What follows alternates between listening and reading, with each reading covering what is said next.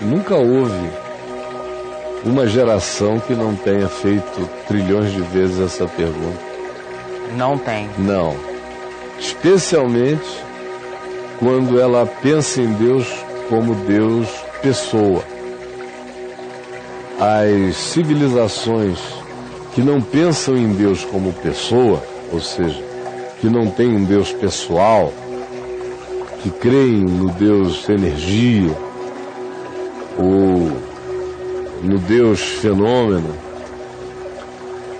ou creem que a soma dos fenômenos é Deus, mas que a fenomenologia em si é cega, é acaso puro, não tem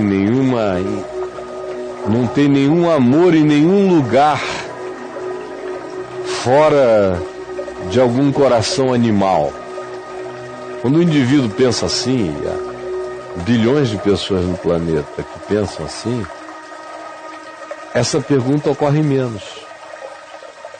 Aconteceu porque aconteceu. Aconteceu porque era eu que estava lá e não você. Se fosse você, teria acontecido na tua cabeça. Como você não estava, eu estava, caiu na minha. Nesse sentido, são civilizações muito mais próximas do ensino de Jesus. Porque foi assim que Jesus tratou. A torre de Siloé caiu por quê? Ele disse, porque tinha gente dentro. Se tivesse caído sem gente dentro, vocês iriam dizer que tinha sido apenas a queda de um monte de pedras. Mas como tinha 18 pessoas dentro, vocês dizem que foi uma maldição divina, que foi uma sentença, que foi um juízo, que aqueles deviam ser grandes pecadores. Mas não, podia ser você, qualquer um. E se não vos arrependerdes dos fatos reais da vida, do pecado real de ser, que tem a ver com a indiferença, com a omissão, com o egoísmo, todos vós igualmente perecereis, não importando se vão morrer bonitamente embelezados para a morte num funeral americano, ou se vão morrer esmagados no meio da Marginal Pinheiro por um caminhão. Não faz nenhuma diferença. Foi o que Jesus ensinou. Nenhuma diferença. Ou seja, Jesus, que manda a gente chamar a Deus de Pai, trata a existência, nesse sentido, como se ele fosse um budista. Nesse sentido de tirar da existência essa relação de causalidade, provocando o bem quando o indivíduo é bom e o mal quando o cara é ruim. Ele arranca isso. Ele trata a existência com esse olhar do Eclesiastes na vida real. E cria a relação com Deus, não tendo como demonstração e prova dessa relação o que nos acontece ou deixa de acontecer com a gente no espaço-tempo da história. Aí ele introduz, por exemplo, para acabar de vez com essa história, de que o bom tratamento da existência ou de qualquer que seja a natureza que a gente receba durante a nossa peregrinação histórica tem alguma coisa a ver necessariamente com a bênção, com a maldição de Deus, quando ele conta a história do rico e do Lázaro. Lembra? O rico morreu e foi para o inferno. O Lázaro, o mendigo, morreu e foi para o seio de Abraão, para o céu. Na terra, quem era o ferrado? O Lázaro. Quem era o abençoado? O rico. Pelos critérios da teologia da prosperidade, quem é o homem que está recebendo a promessa de Deus? O rico. Quem é o miserável, desgraçado, sem fé, ferrado? O Lázaro. O Lázaro. Então veja se Jesus tem alguma coisa a ver, se o olhar e a interpretação de Jesus tem alguma coisa a ver com o que a religião ensinou para as pessoas no ocidente da Terra. Especialmente as religiões do Deus pessoal. O judaísmo, o cristianismo e o islamismo. O que eu chamo de perda é justamente aquilo que me introduz no ganho, no lucro. O que eu chamo de doença é justamente aquilo que fortalece a minha dimensão espiritual até então nanica, atrofiada, morta. Aquilo que eu chamo de falta de sucesso é justamente o que me salva do sucesso que me destruiria o ser. Porque a gente não sabe nada, não enxerga nada e não existe um tratamento padrão e nem modelo. O que falta é fé, confiança e certeza, uma certeza básica, que quem tem não carrega esse conflito. Deus é bom, portanto, todas as coisas cooperam conjuntamente. A gente tem que saber, Bela, desde pequenininho, que quando cai um raio e destrói uma árvore, não foi Deus que jogou um raio naquela árvore. É a natureza. Eu nasci no Amazonas.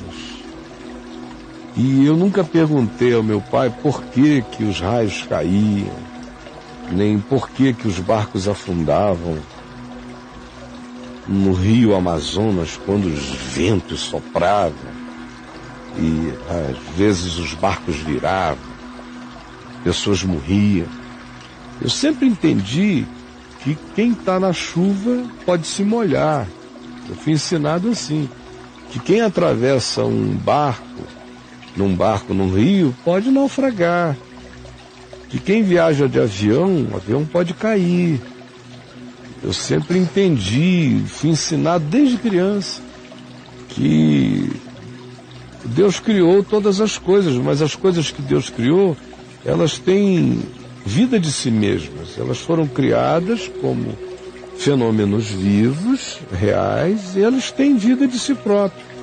Nós é que fomos enganados dentro, com a ideia de pensarmos que Deus fica assim, com uns fiozinhos, fazendo manipulação, tratando o universo como se fosse uma coisa de marionetes. Agora vai, agora pro Texas, agora as bolas grandes vão cair.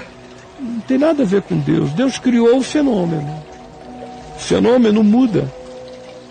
Ele vai mudando de acordo com o tempo, a hora. Já houve momentos que vocês moram aí no Texas há 17 anos, em que não caíram. Assim, não houve tornados tão pesados, nem houve as mesmas coisas. Por que está havendo agora? Foi Deus que resolveu jogar bola com vocês, softball? Não, são fenômenos da natureza. Que Deus não é o controlador de neves, nem de ventos. Ele é o Senhor sobre todos isso, sobre todas essas coisas. Mas ele não fica brincando com a natureza, nem se metendo nos processos naturais. É por isso que o nome disso é natureza. É porque existe como algo de si mesmo. É um fenômeno.